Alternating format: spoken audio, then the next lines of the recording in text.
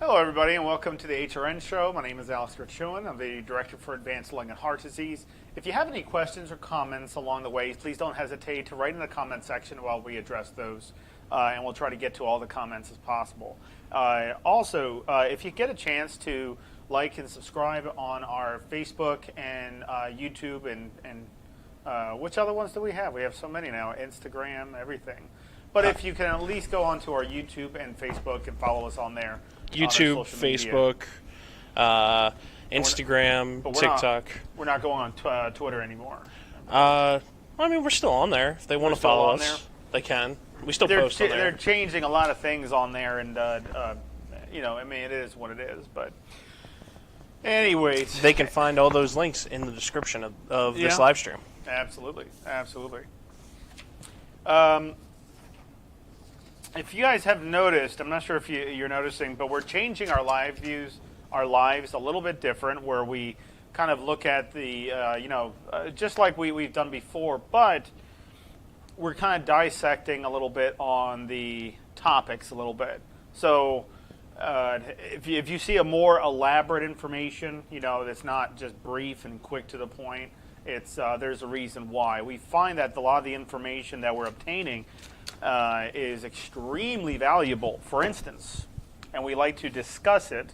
For instance, Dr. Shaw sent me the publication that was just approved and finalized. So there's a publication that I'll read out really quick that anybody, clinicians, anybody would actually say that this probably would have to be one of the best, the literal best of information. So there was a study done. Anyways, there was a study done. I'm trying to pull it up. Let's see here. Okay, so I'm having a hard time finding it. I should have found it beforehand. Basically, there was a published study. I actually have the paper. Would you mind if I give me a hot second to grab that? Just a hot second. Guys, listen to me. Don't worry. I'm right here with you. I just want to grab the paper and make sure that I give you the proper information. No bad words, Alex. Yes, I found it. It's right here. Good morning, everybody. How are we on this lovely Thursday morning? The sun is shining. The weather's great. A little chilly here. Little chilly. It's a little chilly. I guess it depends on where you live. But this was done at the Honolulu, the chest, American Chest Physician Guidelines, all these, but anyways, chest. So we were looking at pulmonary rehabilitation, and they did a study on our pulmonary rehabilitation. And I'll go over this as quickly as I can, as this is a lot of information. So pulmonary rehabilitation and outcomes in chronic respiratory disease. The efficiency of comprehensive telehealth rehabilitation program in idiopathic pulmonary fibrosis. I'm not sure if you guys know about a lot of our patients that have IPF or idiopathic pulmonary fibrosis.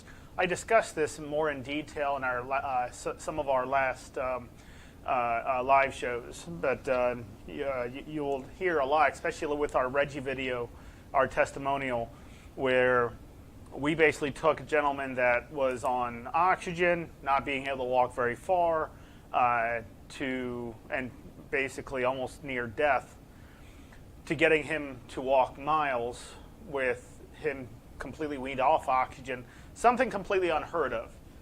Okay, and we're able to do this without a problem. But the reason for these published studies is these are investigative review boards. So whether we like it or not, these are facts, because this is reviewed by a lot of peer review, not by us. This is done by outsourced people looking into the program itself. So the purpose, the telehealth-based pulmonary rehabilitation, TPR, that's called, that TPR is an acronym that just stands for telehealth-based pulmonary rehabilitation. Programs have shown to drastically improve adherence, health metrics, and reduce hospitalization rates in chronic obstructive pulmonary disease compared to center-based programs. However, the impact of TPR in idiopathic pulmonary fibrosis population is uncertain. The study assesses the efficiency of TPR, which is telehealth-based pulmonary rehabilitation, with patients with IPF. We hypothesize that TPR is associated with improved health quality measures and fewer hospital readmissions. So the method was a prospective observational study was conducted in stable IPF patients, meeting ATS, American Thoracic Society, and ERS guidelines included in a comprehensive TPR program.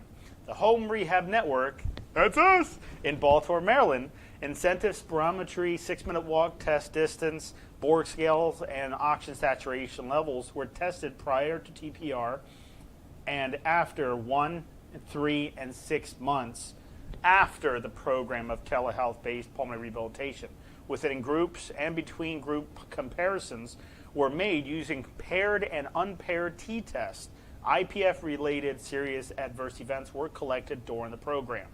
The conclusion: a strategy of pulmonary telerehabilitation with HRN improves exercise capacities for patients with IPF and improves with longer program duration. Adequately sized random controlled trials are required to determine the impact of TPR on hospital readmissions, mortality, and cost effectiveness. So, clinical implications are telehealth-based pulmonary rehabilitation can improve quality of life and reduce hospitalization rates in patients with IPF. So they looked at like incentive spirometry volumes before and after with people with IPF, which is a very large problem because a lot of people with IPF or idiopathic pulmonary fibrosis tend to breathe rather shallow because their lungs are very stiff. But the alveolar capillary membranes, the DLCO, is very low, meaning there's not a lot of gases transporting past those membranes. So when they were doing the study, they saw that the IS volumes, and they go over significance at 3M, which is 13, like with somebody averaging 677 to around 1365 milliliters, versus after 3 months in, are about 2,162 with increase in ranges. So we've drastically improved the lung volumes. Now, when they looked at the 6-minute walk test, they looked at 1, 3, and 6 months. So people were averaging 1 month in, at the end of 1 month, about 443 feet to 660 feet, versus afterwards, 1,733 feet to 1,872 feet in a 6-minute walk, not their max. Their 6-minute walk test. How far can somebody go without running? How fast can somebody go? How far can they go in 6 minutes? Okay, so those are very, very high numbers. So there was no relevant relationship by Dr. Rashib Bansal, Kevin Blyden, Anish Karg, and you can actually find this information because this is a published paper now. You can actually find this on ATS. So if you go on to pulmonary rehabilitation, just type in it's an acronym that stands for American Thoracic Society. Just put in ATS, pulmonary rehabilitation. It was done in the CHEST conference in Honolulu in October 8th through the 11th. And it was actually, excuse me, it was actually shared on our Facebook yesterday. It was shared on our Facebook, yeah. Guys can take a look at that. Those are facts. You know, we can honestly say with that publication, that took 6 months. We can honestly say that our program for lung disease is critical to somebody's health. We've increased their capacities, their abilities, everything. So, and next Friday we did an interview yesterday with Dr. Rashib. So, he was a nice guy. Yeah, he was a really nice guy. Yeah. We did an interview with him yesterday, and that video will be up on Friday on all of our social media, or I should say on YouTube and Facebook and Twitter. X. It'll be, the link for that will be on there as well as on our website. So you'll want to stay tuned, and that's why you like, follow, and subscribe. Absolutely. So, all right, Alex, what are we going to be talking about today? All right, so I'm going to look at the benefits of cardiovascular fitness, as I get a lot of questions, most of the time about topics about cardiovascular fitness. So first, let's look at the benefits. It will is using the words will. It will increase your energy level. It does help you feel and look good, creates body fat loss, helps significantly to reduce stress, improves health, it can extend your lifespan, forms more arteries in the heart. Did you know that? When you exercise, your heart develops more vascularity, causing your heart to be well oxygenated and everything. Exercise does that. Exercise. Yeah. Clears fat from the bloodstream, strengthens heart muscles, improves sleep, and decreases risk of heart disease. I get asked a question from some people, I wish I could do it. I wish I could do it, but I can't breathe well enough to do it. So when somebody is trying to go into a pulmonary rehab or a cardiac rehab, they're like, I can't even breathe. I wish I could do it. You know, but I can't. I can't breathe at all. That type of question makes not a lot of sense. It sounds like it makes a lot of sense, but it doesn't make a lot of sense. You know, and I understand what the person's talking about. When somebody asks me questions like that, I wish I could do it, but I can't breathe very well to do it. Well, then why don't we start slow? Instead of us working you out for 25 minutes at a time, why don't we start very slow, work on some breathing exercises, and look at the benefits of breathing exercises. Let's do some breathing exercise to strengthen up the lung muscles so you can breathe better during your exercise. Okay? But constantly saying, I can't do it because my breathing, that's an excuse that you should never give yourself. You should never give yourself that type of excuse because you pretty much gave up on yourself at that point. Okay? So, I want to take a look at high-intensity interval training. What is high-intensity interval training? Is where you're working at a higher target heart rate zone during your exercise. The benefits from it is done in less time, can be performed nearly anywhere, and burns calories. The other questions I'm asked is, why should I do exercise testing? So when you go to a doctor, they do a stress test, and they do different types of testing, and they put you on a treadmill or a bike or something, and they look at your oxygen sats, they look at your blood pressures and everything. Well, exercise is a common physiological stress that can elicit cardiovascular and respiratory abnormalities that are not present at rest. Okay? When we're at rest, we're usually okay. That's why it's considered rest. When we exercise, that's where we tend to find more of the complications. If we can see and understand those complications, we have a better way, a better method of tackling those complications and making them more suitable for that person's experience during any exercise. So, I'm going to repeat this again. Exercise is a common physiological stress that can elicit cardiovascular and respiratory abnormalities that are not present at rest. It can be used to determine the adequacy of cardiac and pulmonary functions. Both systems, respiratory and when we look at cardiopulmonary, we're looking at the heart and lungs. Both systems are adequately stressed out during exercise. So when somebody exercises, we tend to see where the abnormalities are. When somebody's at rest, we might not be able to see anything. Like if somebody has balance issues, they're sitting down resting, might not see those balance issues. But as soon as they stand up, we'll see those balance issues. Somebody has a problem with increased work of breathing. At rest, they don't have a problem, but as soon as they stand up and start working out, then it starts coming in more labored, right? And we can see where those problems. Is it volume? Is the person's volume? Are they breathing too shallow?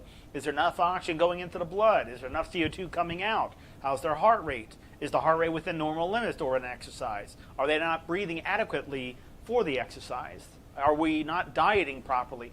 That's why we need to do these tests. 6-minute walk tests. In 6 minutes, we can see exactly where the abnormalities are by performing these tests that are required in pulmonary rehab for data purposes and, of course, objective data. And subjective, I apologize. Two major points of exercise is aerobic and resistance training. Aerobic and resistance training.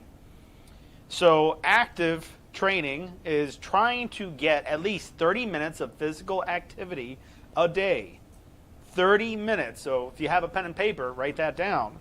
Try to get 30 minutes of physical activity a day. Your daily dose of exercise doesn't have to happen at the gym.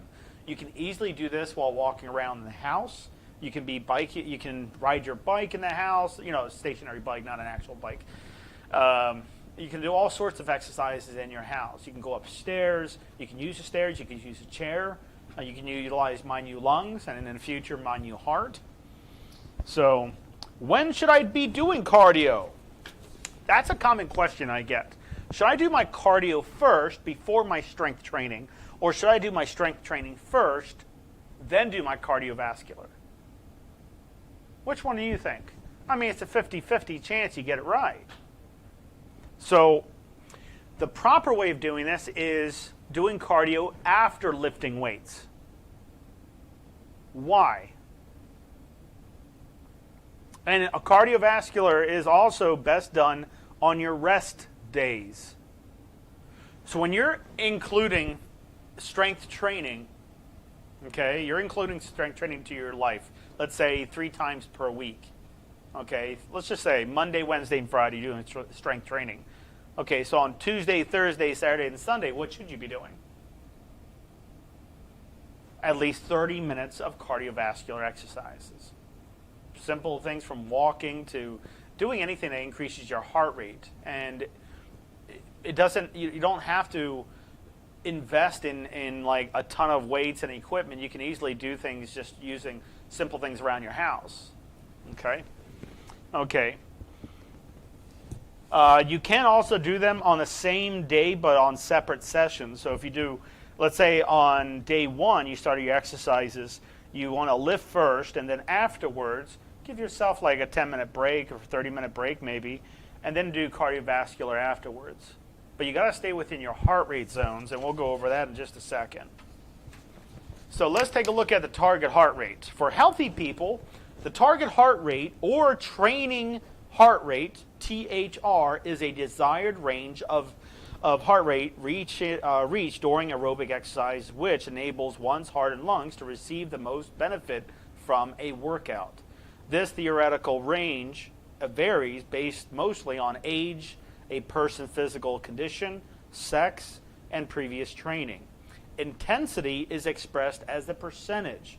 The THR, which is the target heart rate, can be calculated as a range of 65 to 85% intensity. So what does that mean?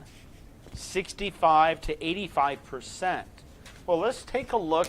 Can we use the board on this? Yeah. Okay. Let's get a close-up on this board.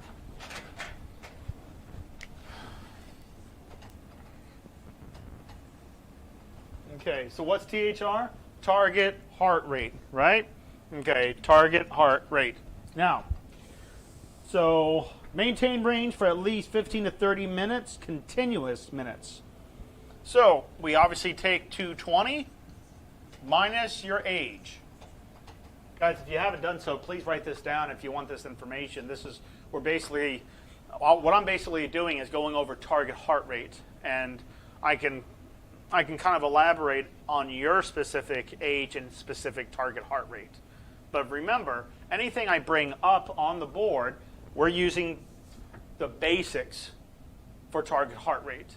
If you are unsure, please include the advice of your doctor or healthcare professional before making a decision to start exercises, as sometimes it's contradictory depending on certain conditions. Like if somebody has an advanced heart disease, that their doctor says, I don't want you working out more than 10 minutes at a time, you obviously want to go with your own physician's orders.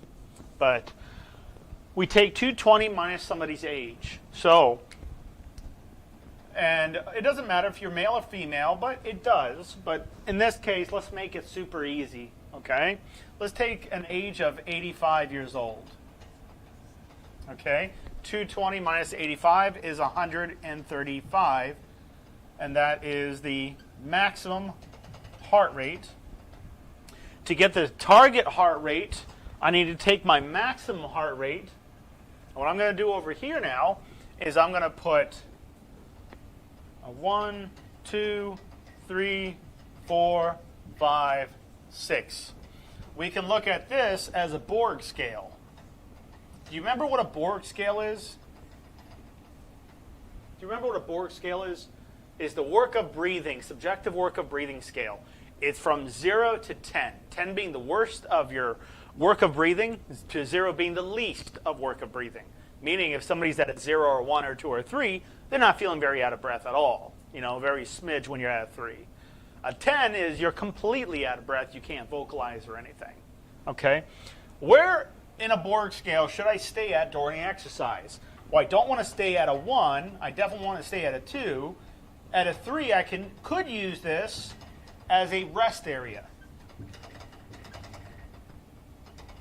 I can use that area as a rest area. But what I really want to work out on the zones on a Borg scale is a 4, 5, and 6. So, according to the target heart rate, it uses 75 to 85%. When we're in pulmonary rehab, we kind of dissect things a little bit more to make it more strategic for patients' care plans and their goals. So at 40, remember, instead of, because on here it wants 70 to 85%. And we're going to add that in there in a second. So 40 would be 40 to 60% of 135. And then 5 on a Borg scale would be 60 to 75%. And then 6 would be 75 to 80%. All you would have to do is very simply is take your maximum heart rate that you calculated by taking 220 minus your age. In this case, I'm pretending I'm using 85 as my age. So 85 minus 220 gives me 135. Now 135 times 0.4 or 40%, I'll write this in a different color so you can see this. So 135 times 0.4 is 54. And then 135 times 0.6 or 60% is 81. And this one's going to be 81 to 101, and then 101 to 107. So what are these numbers here? 54 to 81, 81 to 101, 101 to 107. Needless to say, 54 to 107 is what? Cardio workout zones. Okay? For my target heart rate at 75 to 80%, that's a Borg scale of a 6. How many words can I say at a Borg scale of 6? Does anybody know? How many words should I be able to say? If I'm working out at a Borg scale of 6 or a heart rate of 75 to 80%, which is 101 to 107 beats per minute, how out of breath would I feel? Like, how many words should I be able to speak? 5. It's actually 3. Okay? It's actually 3. So I'm going to put a T up here and say this is a talk test. Okay? 3 words, 4 words, 5 words. So we know that a 5, I should be able to say my breathing is manageable. Okay? So if I'm exercising, I'm doing this. My breathing is manageable. How out of breath am I? Obviously, my heart rate is probably a lot higher than this, but I'm pretty much saying one word every breath, as you heard. When I was exercising, pretending to exercise, when I was exercising, I was saying, my breathing is manageable, meaning I had to gasp for air, and I can only vocalize one word at a time. That means my work of breathing is at an 8. That's too much. That's too much for you. Okay? You should never get your work of breathing levels at those zones.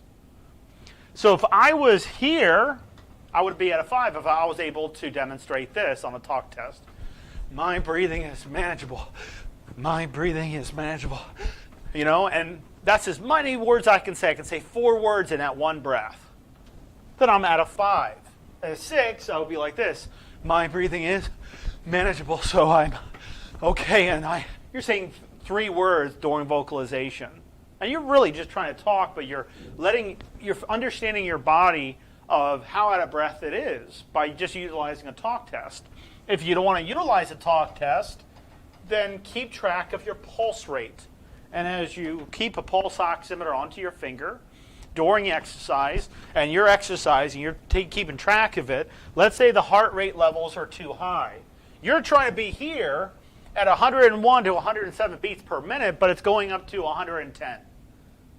What's the problem, everybody? You're exercising, your heart rate is going higher than what it should. What's my problem? It's a simple question. The CO2. CO2 is too high. So how do I get rid of more CO2? Well, maybe I'm breathing too shallow during my breath, and that's not getting rid of enough CO2. Maybe breathe in a little bit deeper. How about the frequency of my breath, my respiratory rate? Maybe I'm breathing slow during my exercise, which I should never do. I should increase my respiratory rate. So we look at pace, the frequency, and depth, the volume, when we exercise, always. If you're not seeing a chest rise,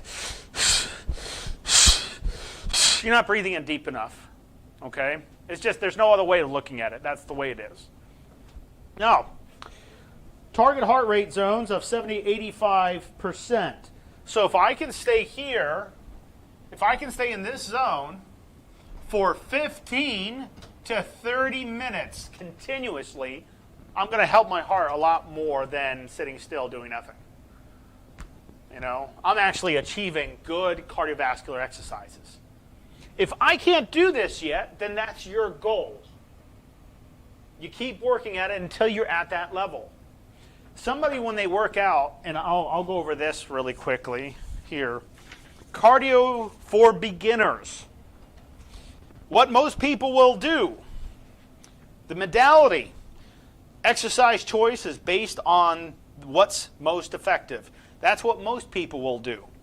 What you should do is start where you are and choose something you enjoy. If you're picking an exercise that you don't enjoy, why would you stick with something you hate?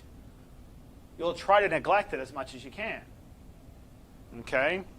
So what most people do is their exercise choice is based off of what they feel is most effective.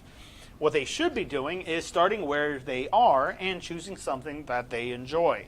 The intensity. What most people do is they go as hard as they can because no pain, no gain.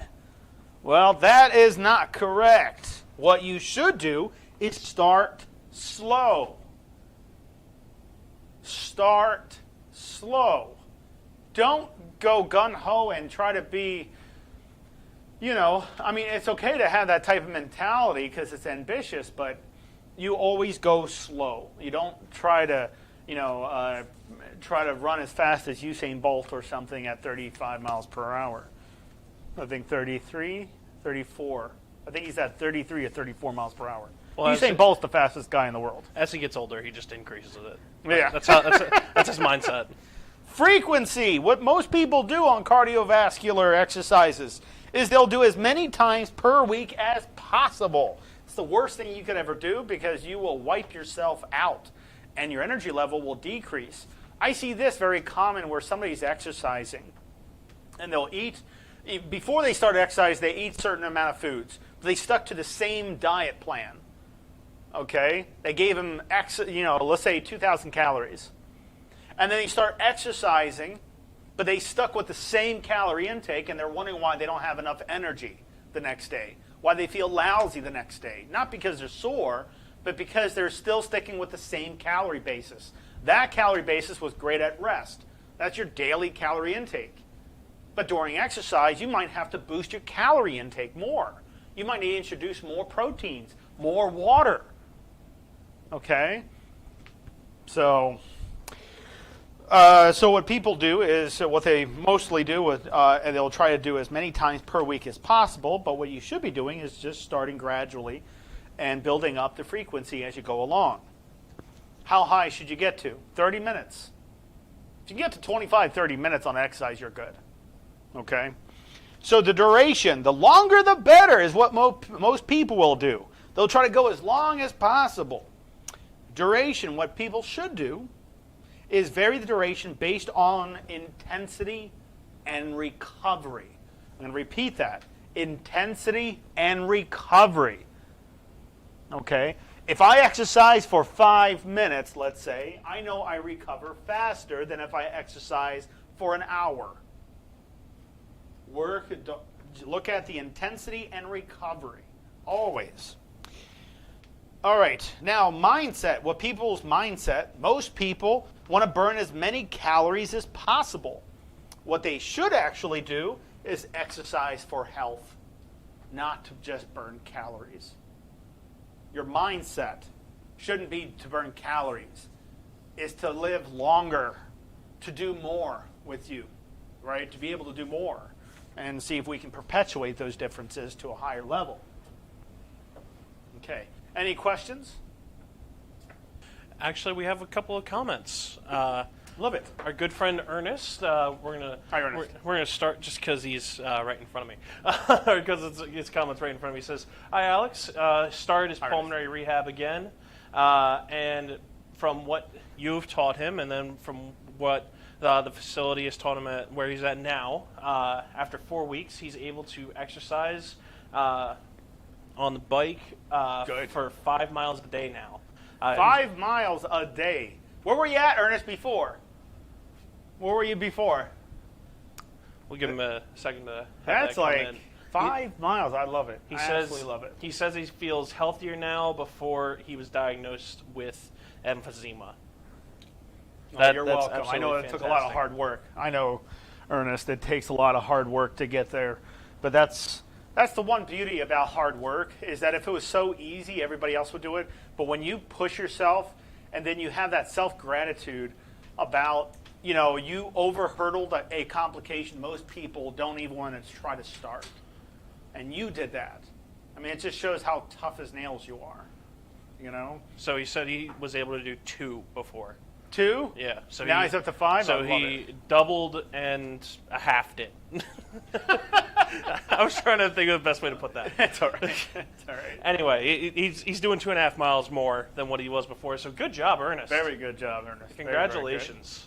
We actually have a thank you here for Catherine. So Catherine, we want to say thank you for this.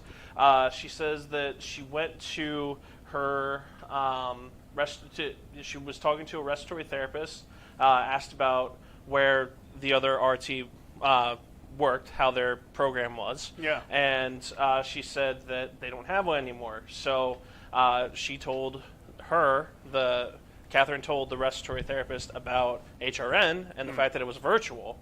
And the RT was ecstatic and thinks that it will be really helpful for their patients. So, yeah. Thank you for that. Thank you, Catherine. Thank you for that recommendation. Yeah. And thank you for look at it this way, Catherine. With that type of information to that RT could actually, you helped out with this. That RT might be able to actually relay that information to people to have them live a better life, if not, not suffer anymore. So you help out with that cause. When people explain this to their doctor, and they explain this to, for a program that actually works, it'll be different if we didn't work. If it didn't work and somebody only got a little bit of benefits. No, we get really high benefits out of this, right? Because we work out, we're able to do more, we're able to breathe better when people weren't able to breathe very well. So you pretty much, you're saving people's lives, literally. So hold your head up high on that. That was a great recommendation. Thank you. So before we get into our next question, Sure. I want to put this out there that November is COPD Awareness Month, Alex. Yes, it is. So wear your orange. Happy Respiratory Care Month. Yes. So It's actually COPD, but yeah. either way. And then November 16th, I believe, is COPD Awareness Day. So on November 16th, I don't think that's a Tuesday or a Thursday. Let me check the calendar real quick. Oh, it is a Thursday. So That is 2 Thursdays from now. So you will see us wear your orange and spread awareness for COPD. We actually have a question here from a Facebook user. Says, "Hi there. I have cancer with COPD. What can I do to help myself?" So, what? I mean, you don't have to say this online, but what type is it? Are we looking at lung cancer? But any cancers in general. Let's look at cancer in itself really quick. But what can we do to help with this? So, first, I wish I could just say exercise would be the best thing. Okay, and it is. It would be one of the highest ones on the list. If it's lung-related cancer, respiratory muscle training, volume training, cardiovascular will be your best benefits. That you will help yourself quite a bit. Now, we can't guarantee the reduction or anything of cancer itself. What we can do is make breathing a lot easier. If that's what you want, we can definitely do that.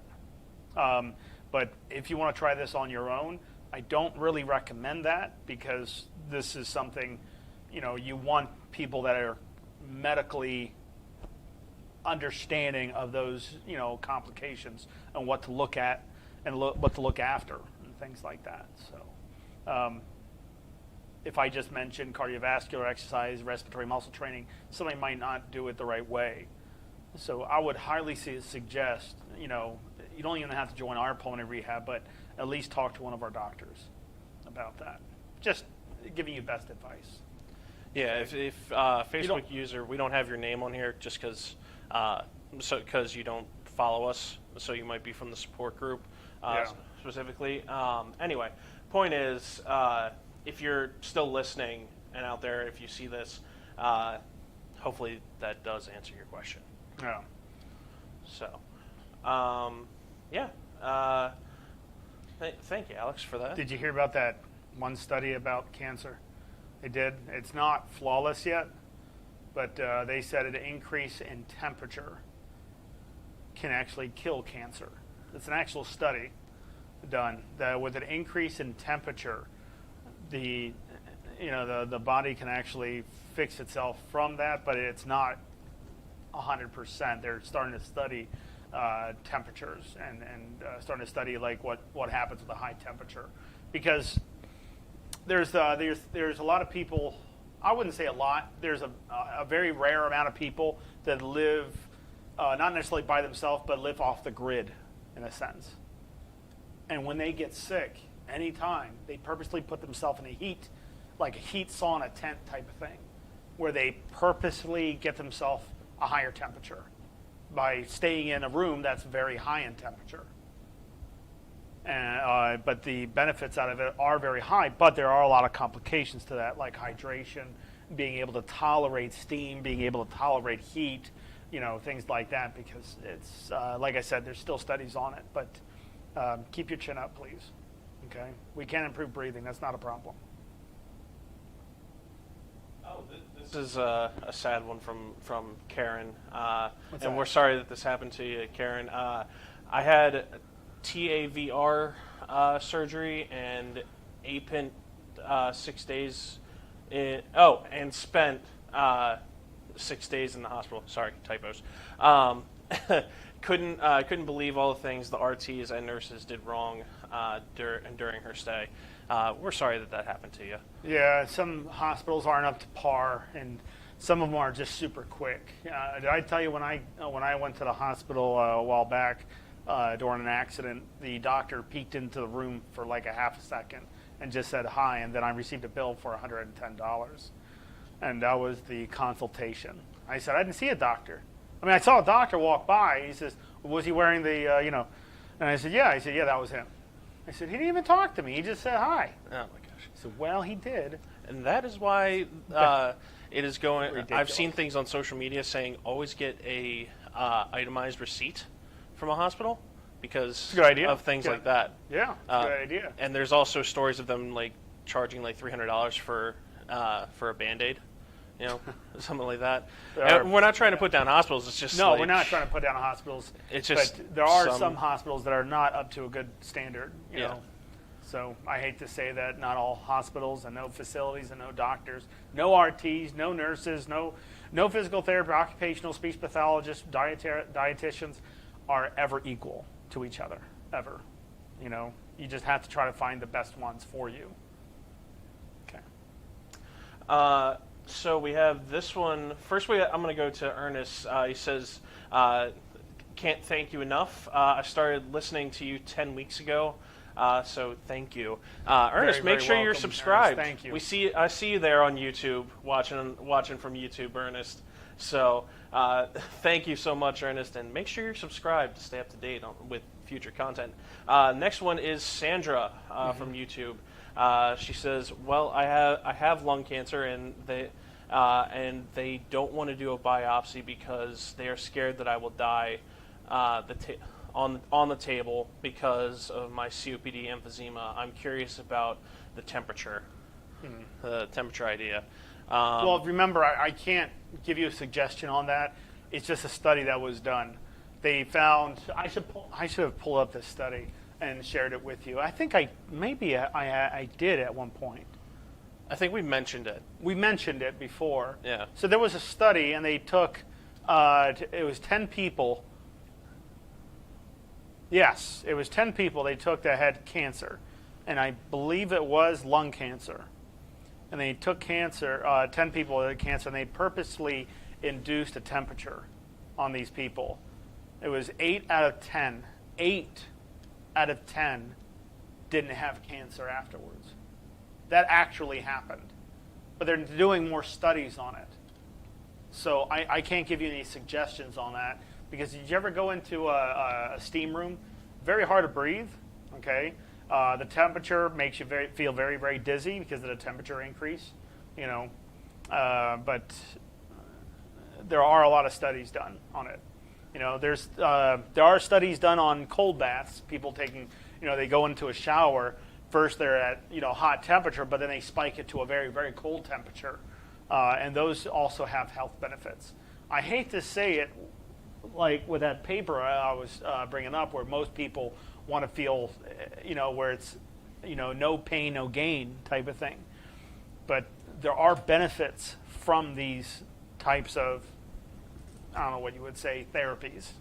It's a very old-fashioned way of looking at exercise. Yeah, The no 8 pain, out no of gain. 10. I couldn't believe that. When they said it was such a high number. 8 out of 10 people that had cancer didn't have cancer after. And it didn't return. They looked at it after 90 days.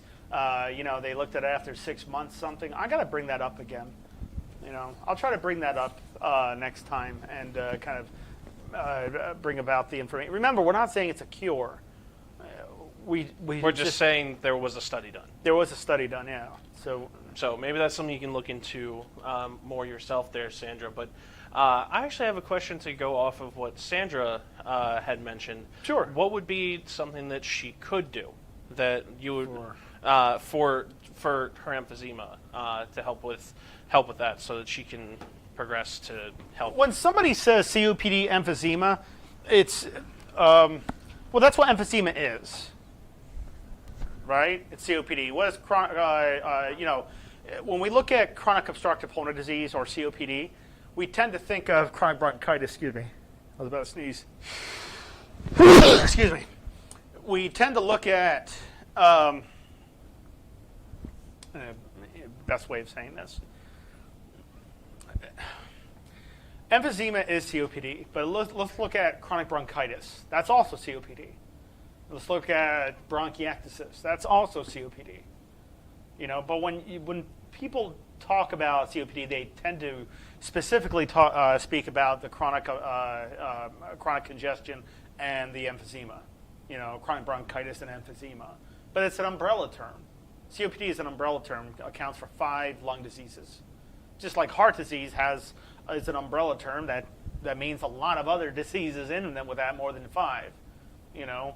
So let's take the 5 COPDs: chronic bronchitis, emphysema, cystic fibrosis, bronchiectasis. What's that last one? Asthma. Okay, it's not the beginning start of asthma; it's the later descent of asthma. Asthma. Okay, when it gets really, really bad and it's hard and it starts to form an obstruction. But yes, those are the 5 types of COPDs. So what can we do? Let's take that specific emphysema. What's the problem with emphysema? We can't just say, well, it sucks, because you can't breathe, you can't suck in air. No. We can't say that, God, it does. That was such a bad dad joke. I know, that was such a bad dad joke. I had to go with it. But what's the problem with the emphysema is there's the destruction of the alveoli, right? Can we repair that? It'll take some time, but the lungs do repair. For those that don't know, lungs repair, or else you wouldn't have scarring, okay? Well, let's take a really diseased lung, and the person, let's say, was smoking from the cause of it, okay? A really diseased lung, it's not working very well. The fraction of inspired oxygen, or rather, the FEV, forced expiratory volume in 1 second, let's say the predicted amount was 30%, so very severe, right? 30% FEV1, let's say. Okay. So what's the problem? How do I fix it? Well, I can't fix those diseased lungs. It'll take, if that person stops smoking and start exercising, usually it takes around 6 to 7 years for the lungs to kind of repair itself and fix itself. Okay, for those that didn't know that existed, that does exist. That's always existed. All right? And if you didn't know about this, you do now. This is not a theory. This is a proven fact. Okay, this is a proven fact. Whether we like it or not, that's a fact. Lungs do repair. Okay? If anybody told you anything different, just tell them to get the money back from school they went to, because they're not studying. Okay, they're not studying. A long time ago, let's say 1920. Let's say 1920. How good was pulmonary rehab? Didn't really exist. Not really. Didn't really exist. Medicine has climbed.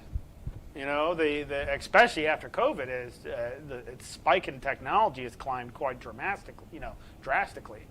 So how do we fix the problem? Well, the way that we fix it is we increase the lung volumes, increasing the surface area in the lungs. So if the damaged part is on the top, we're going to try to get that person to breathe a little bit deeper, utilizing the midsection of the lungs and the bottom section as the primary source of breathing, the depth. Because if the damage is found on the top, which most emphysema is,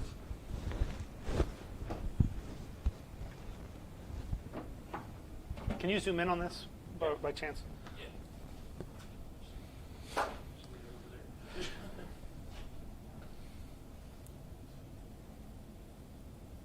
Okay. All right. You notice here? So on the top parts, you see these big holes. That's emphysema. Okay? So I'm covering with my hand the bottom part versus the top. Okay? The top part right here, where this phasia is right there, see this phasia, this line?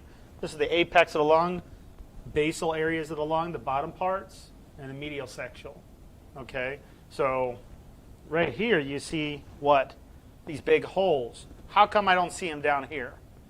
Because that's not where usually the exposure is. So I'm finding that the top are more damaged than the bottoms. That's very common with emphysema. So if we can get that person to stop breathing that shallow to only utilize the top damaged lungs, if they can breathe in a little bit deeper, trying to utilize some of the good areas in your lungs that are not as damaged, you get more oxygen to come in, more CO2 to come out. So that person has to learn how to breathe dominantly a little bit deeper and utilize that, and the body just takes over and does it for you. Meaning, when you start breathing in a little bit deeper, your body tends to form a new habit of breathing in deeper than shallow. Does that make sense, everybody? I don't want to be confusing, but I hope that makes sense. Any other questions? Yes. Karen actually asked if you wouldn't mind going over Delta V and IS. Yes, Delta V and IS. Thank you, Karen. So, first, if I take the Delta V off the incentive spirometer, is that okay? Yes. It's a form called freestyle, okay, where I set the dial number to the proper resistance, and I'll go over proper resistance really quick. So let's say I set it to a 5 or a 6, depending on my flow meter results on my incentive spirometer. I'll explain. So if I take this off, I only do this if I understand how fast I need to breathe in. If I don't know how fast, the speed of how fast I inhale and exhale, I need to use it with an incentive spirometer first. So when I first get this, I usually won't do it freestyle. I want to learn exactly how fast do I need to breathe in and out through.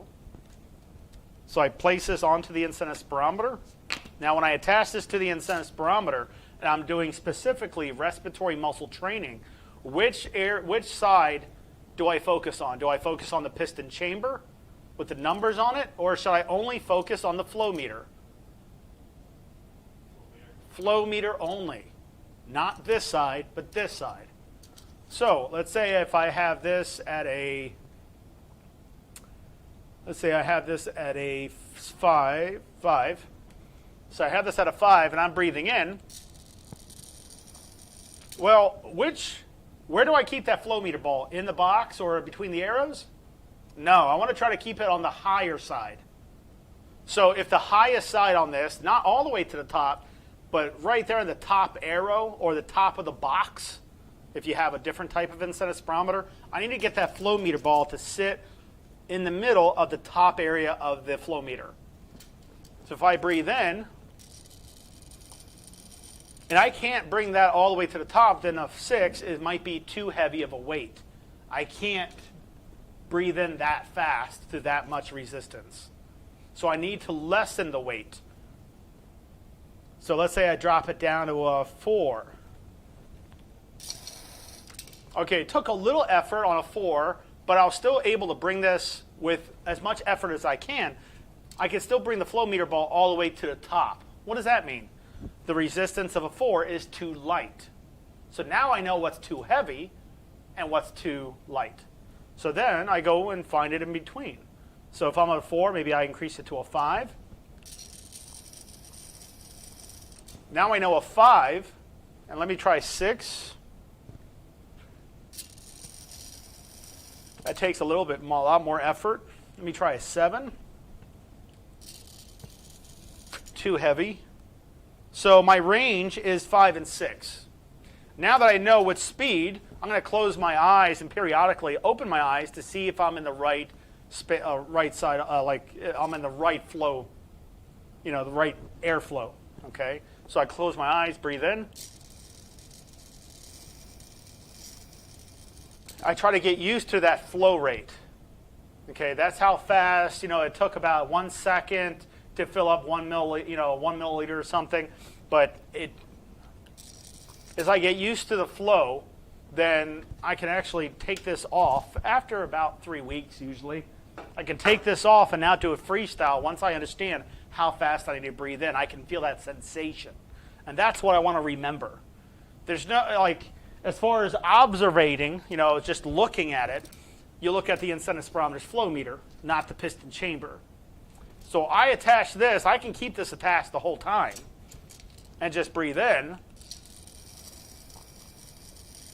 Trying to keep this at the top arrow or the top of the box for as long as possible. Okay? Now when I breathe into my max,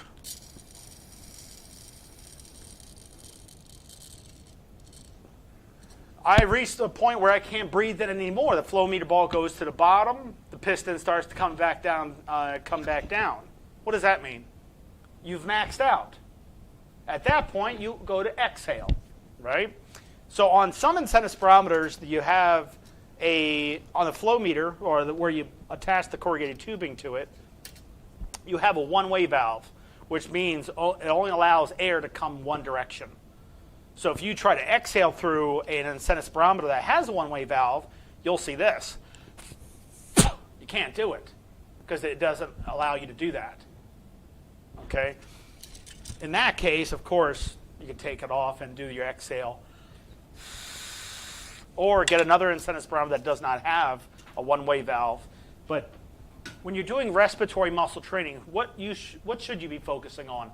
Inhalation or exhalation the most?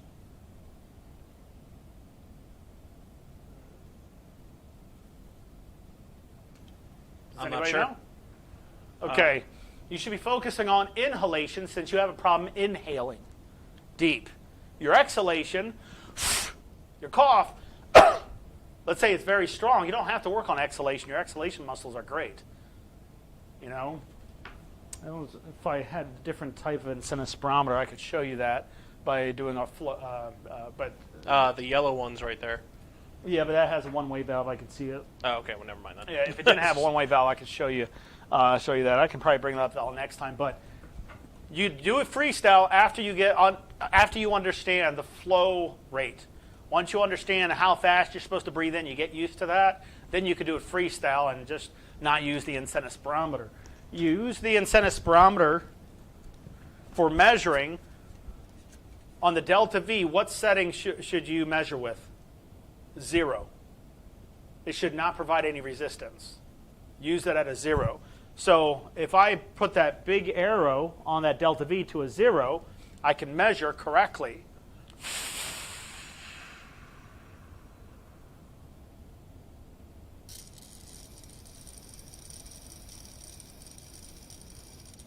Going as high as I can until I max out.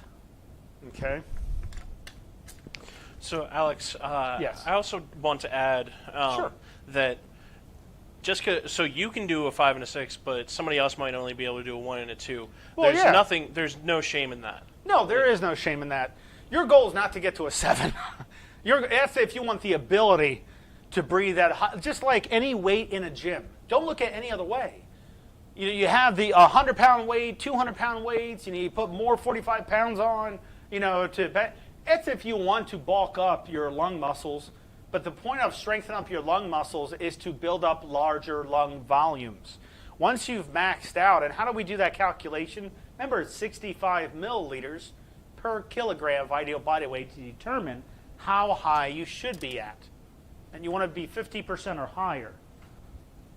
And if you don't know that, it is a little bit of math, but if you don't know that, you can easily just ask or come into orientation or, go into Mind You Lungs, and I'll go over all that stuff for you. Speaking of orientation, you're doing that today at 2 o'clock, correct? 2 o'clock. Millie is doing that at 2 o'clock today. Millie's doing that at 2 o'clock. Yes. Well, we can. I'll still put in the phone number in the chat, in the comments section, everybody. That's right. If anybody's interested. Alex, we are running short on time, but I do have one final question. Sure. Because the temperature is changing and it is getting really cold out, do you have any quick tips? Just really quick. Humidity. You are going to want humidity in your home, especially if you have an oxygen concentrator. Humidity is going to be very high. You can use bubblers for your nasal cannulas. That's a comfort thing. But humidifier, when you are investing into a humidifier or using a humidifier, just look at the manufacturer's instructions of how many square footage it covers. Because a small humidifier, some people try to buy a small humidifier because it's cheaper, but only covers 200 square feet when you have 1,000 square foot in your home. So it won't be enough, even if you leave it on for a long, long time. There's ventilation in the home that happens, that it has to happen. So a lot of that humidity that gets built up from a slow output because of the square footage limitation, it will most of the time the humidity will be vented out of the home. So would drinking hot drinks also help in that sense? Teas. You can boil water. You can turn on the shower, put it up to hot, and just let that circulate throughout your home in a sense. The steam, not spraying your home with water. I'm just saying.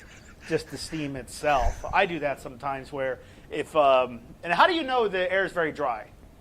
When you sleep, your tongue sticks to the roof of your mouth. When your tongue is very dry, your mouth is very dry, your nose, and you're getting a lot of nosebleeds.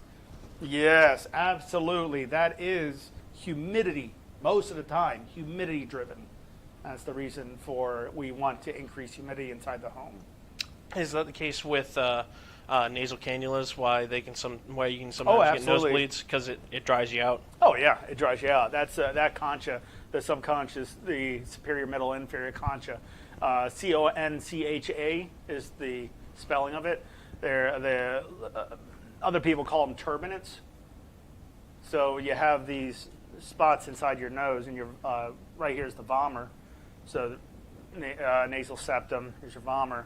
But right in there, you have 3 conscious, and they're just ripple forms in your nose. When you breathe in, the air comes in. It comes in a turbulent to laminar flow.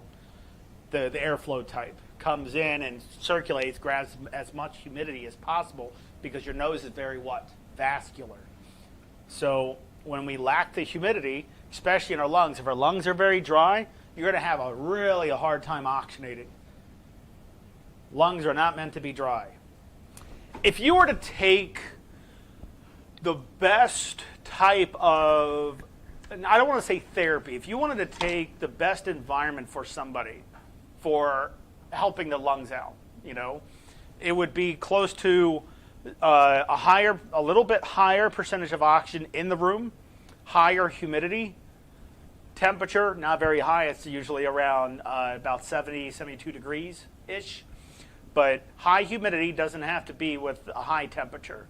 So if you were to take an environment and go into that environment where the humidity is very high, the oxygen level is a little bit higher, okay, and the humidity is also saturated with like menthol type of smells, like eucalyptus, mint, spearmint, anything like that, you will actually have a very, very good therapy regimen for your respiratory system.